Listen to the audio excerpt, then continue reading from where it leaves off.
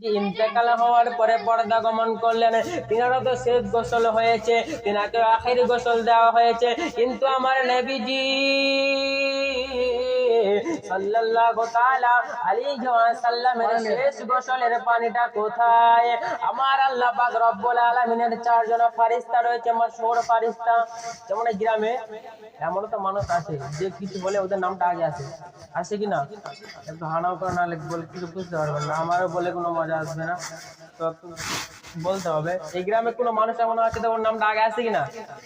ওই রকম ভাবে আল্লাহ পাক রব্বুল আলামিন চারজন ফেরেশতা সৃষ্টি করেছে, হযরতে আজরাইল, জিবরাইল, মিকাইল, ইসরাফিল।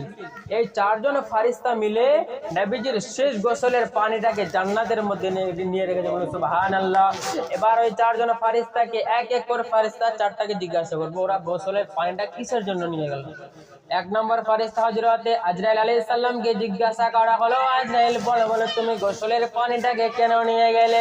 আজরাইল আলাইহিস সালাম ডাক দিয়া বলে, রব্বুল আলামিন, দুনিয়ার মধ্যে আমি তো সব মানুষের জান কবজ করি, আমি তো ইমানদারের জান কবজ করি, আমি তো বেঈমানেরও জান কবজ করি, আমি নামাজির রূহটাকে নিয়ে আসি, বেনামাজির রূহটাকে নিয়ে আসি। ও রব্বুল আলামিন,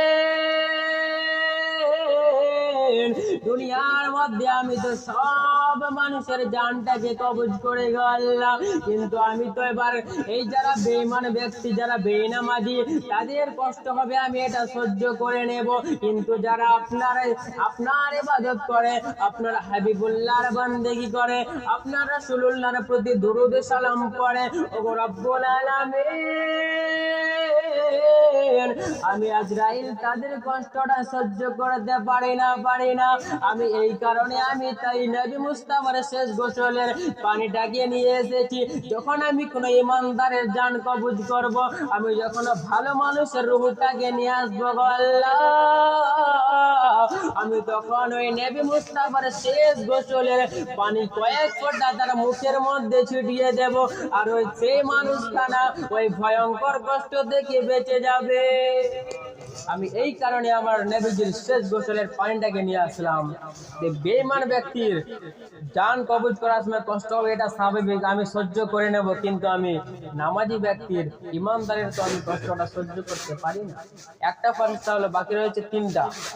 এবার দ্বিতীয় নম্বরে ফেরেশতা হযরতে মিকাইল আলাইহিস সালামকে জিজ্ঞাসা করা হলো, মিকাইল বলো তুমি কেন নিয়ে আসলে গোসলের পানিটাকে?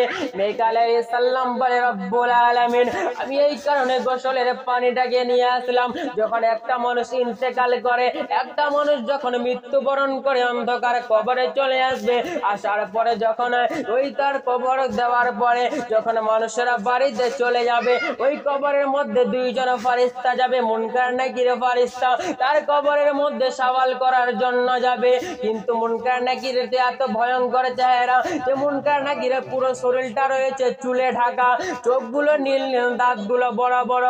ওই মুনকার নাকির যখন একজন ইমানদার মানুষের এবং বেঈমান মানুষের ওই কবরের মধ্যে দিয়ে ঢুকবে, কিন্তু তখন তো ওই মুনকার নাকির ফেরেশতা যে তার দুইটা বড় বড় দাঁত, ওই দাঁত দিয়ে আপনার এই যে দুইটা দাঁত, ওই দুই দাঁত দিয়ে কবরটাকে চারদিক দিয়ে ফেরে একদম কবরের মধ্যে ঢুকবে, আপনাকে ডাক দিয়ে বলবে মানো রাব্বুকা, আপনাকে এরকম ভাবে জাগাবে না, এই বাবু উঠো চলো খেয়ে নাও সময় হয়ে গেছে, এরকম ভাবে জাগাবে না। মুনকার নাকির এত ভয়ঙ্কর দৃশ্য নিয়ে আসবে, মাথা থেকে নিয়ে পা পর্যন্ত চুলে ঢাকা থাকবে এবং পুরো চোখগুলো থাকবে নীল নীল, দাঁতগুলো বরাবর, ওই বড় বড় দাঁত নিয়ে যখন আপনার সামনে হাজির হবে, আপনি অটোমেটিকলি ভয় পেয়ে যাবেন।